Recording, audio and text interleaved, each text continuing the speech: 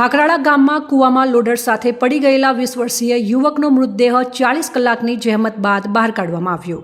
સુરેન્દ્રનગર જિલ્લાના મૂળી તાલુકાના ખાખરાળા ગામમાં એક દુઃખદ ઘટના બની હતી, જેમાં સરકારી જમીનમાં આવેલા કૂવામાં લોડર સાથે એક 20 વર્ષીય યુવક પડી જતા મોત નીપજ્યું હતું.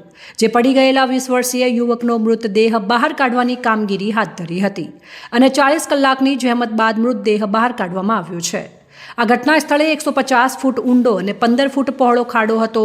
લોડર અંદર જઈને વળી જતા યુવક પણ નીચે દબાઈ ગયો હતો.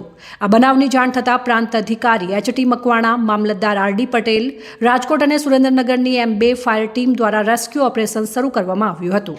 આ બચાવ કામગીરીમાં BSH, બોડી હાર્નેસ, કેમેરા અને હુકનો ઉપયોગ કરવામાં આવ્યો હતો. કૂવો માત્ર 15 થી 20 ફૂટ પહોળો હોવાથી લોડર અંદર વળી જતા કામગીરી મુશ્કેલ બની ગઈ હતી. ક્રેનથી ખેંચવા જતા 2 વખત હુક પણ તૂટી ગયા હતા. કૂવામાં 30 ફૂટ પાણી હોવાથી લોડરમાંથી ઓઇલ અને ડીઝલ લીક થવાનું શરૂ થતાં તે પાણીની સપાટી ઉપર આવી ગયું હતું. આના કારણે કેમેરાની અંદરની સ્થિતિનો અંદાજ મેળવવો મુશ્કેલ બન્યો હતો. દુઃખદ વાત એ છે કે મૃતક અજયભાઈના માત્ર 6 મહિના પહેલાં જ લગ્ન થયા હતા. તે છેલ્લા 3 મહિનાથી લોડર ચલાવવાનું કામ કરતો હતો.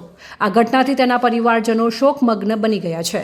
ત્યારે હાલ તો આ દુઃખદ દુર્ઘટનામાં યુવાનનો મૃતદેહ બહાર કાઢવામાં આવ્યો છે, પરંતુ જ્યાં સુધી ખાણ માફિયા ઉપર કોઈપણ પ્રકારની કાયદેસરની કાર્યવાહી ન કરવામાં આવે ત્યાં સુધી પરિવારજનોએ યુવાનનો મૃતદેહ સ્વીકારવાનો ઇનકાર કર્યો હોવાનું હાલમાં સામે આવ્યું છે.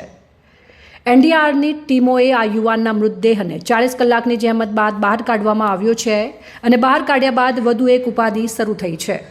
પરિવારજનોએ મૃતદેહ સ્વીકારવાનો ઇનકાર કરી રહ્યા છે અને જ્યાં સુધી યુવાનના પરિવારને ન્યાય ન મળે ત્યાં સુધી યુવાનના મૃતદેહને નહીં ઉપાડવાનું જણાવી તંત્ર સામે તેમજ ખાણ માફિયાઓ સામે રોષ વ્યક્ત કર્યો છે. મૂળી તાલુકાના ખાખરાળા ગામની સીમની અંદર તારીખ 6/8/2025ના રોજ જે ત્યાં ગેરકાયદેસર કાર્બોસેલનું ખનન અગાઉ 3 થી 4 વર્ષ પહેલાં જ્યાં થયેલું છે તે જ સ્થળે જામવાળી ગામના રહેવાસી વિઠ્ઠલભાઈ જગાભાઈ અલગોતરના જે લોડર સાથે એક ડ્રાઈવરને ત્યાં ફાયર ક્લે ભરવા મોકલેલ. આ ગેરકાયદેસર ફાયર ક્લે ભરતા જે યુવક છે જેનું નામ અજય કુમાર બોહકિયા છે, તેઓ એ ફાયર ક્લે ભરતા ભરતા ત્યાં નજીકમાં આવેલ ગેરકાયદેસર જે કૂવો ખોદેલો હતો તેની અંદર કૂવાની અંદર ખાબકી પડેલ લોડર સાથે આ યુવક પડતા આ કૂવાની અંદર 35 થી 40 ફૂટ સુધી પાણી ભરેલું હતું, જેથી કરીને લોડર સાથે આ બોડી છે એ બોડી નીચે દટાઈ ગઈ હતી અને સાથે સાથે આ લોડરની અંદર આ બોડી છે ફસાઈ ગયેલી હતી. જેથી અમારી ટીમો તાત્કાલિક ઘટના સ્થળે પહોંચી અને સૌ પ્રથમ સુરેન્દ્રનગર ફાયર બ્રિગેડની મદદ માંગેલ. સુરેન્દ્રનગર ફાયર બ્રિગેડે આવી અને તાત્કાલિક રેસ્ક્યુ ઓપરેશન હાથ ધરેલ, પરંતુ કૂવાની અંદર પાણી ખૂબ જ વધુ પ્રમાણમાં હોય અને લોડર છે એ પથ્થર સાથે ફસાઈ ગયેલ હોય તેમાં સફળતા ન મળી હતી. ત્યારબાદ 7/8/25ના સવારે અમોએ રાજકોટ ખાતેની ફાયર બ્રિગેડની મદદ માંગેલ. એ પણ ટીમે આવી અને તાત્કાલિક રેસ્ક્યુ ઓપરેશન હાથ ધરેલો, પરંતુ તેને પણ સફળતા ન મળી હતી, કારણ કે પાણીની જે ઊંડાઈ છે એ ઊંડાઈ ખૂબ વધારે પ્રમાણમાં હતી. ત્યારબાદ અમોએ તાત્કાલિક માન્ય કલેક્ટર સાહેબ અને અધિક કલેક્ટર સાહેબ સુરેન્દ્રનગરને આ બાબતેથી મદદ માટે અમોએ NDRF ટીમની માગણી કરેલી અને તાત્કાલિક કલેક્ટર સાહેબ અને અધિક કલેક્ટર સાહેબનાઓ દ્વારા SCOC એટલે કે state emergency operation centre Gandhinagar ખાતે પત્ર વ્યવહાર કરી અને અમોને તાત્કાલિક અસરથી છે NDRFની ટીમ ફાળવી આપેલ. જે ટીમ ગોંડલ ખાતેથી તાત્કાલિક સ્થળે રાત્રે 12 વાગે આવી અને રેસ્ક્યુ ઓપરેશન હાથ ધરેલ.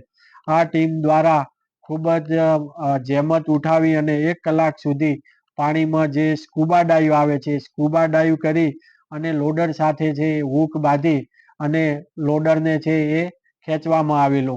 અને આ રીતે જોકે લોડરનો જે પટ્ટો છે જે બાંધેલો હતો ક્રેન સાથે એ તૂટી ગયો હતો, પરંતુ થોડુંક ખેંચાવાના લીધે જે લોડરની નીચેના ભાગે જે બોડી ફસાયેલી હતી એ છૂટી થઈ ગયેલી હતી અને થોડી વાર રાહ જોયા પછી આ છૂટી થયેલી બોડી છે તરી અને પાણીના લેયરે આવી ગયેલ અને એ બોડીને છે આજે સવારે એ બહાર કાઢવામાં આવેલી છે. આમ છેલ્લા 2 દિવસથી જે આ એક દુઃખદ ઘટના બનેલી અને જે આ બોડી ફસાઈ ગયેલી હતી એ બોડીને આજે બહાર કાઢવામાં આવેલી છે અને તાત્કાલિક અસરથી એ બોડીને અત્યારે મૂળી તાલુકાના CHC ખાતે પોસ્ટમોર્ટમ ખાતે મોકલી આપવામાં આવેલી છે.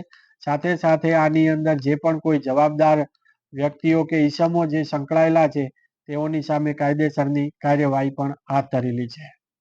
અહેવાલ અફઝલ મુલ્તાની, સંબંધ ભારત ન્યૂઝ, ચોટીલા, સુરેન્દ્રનગર.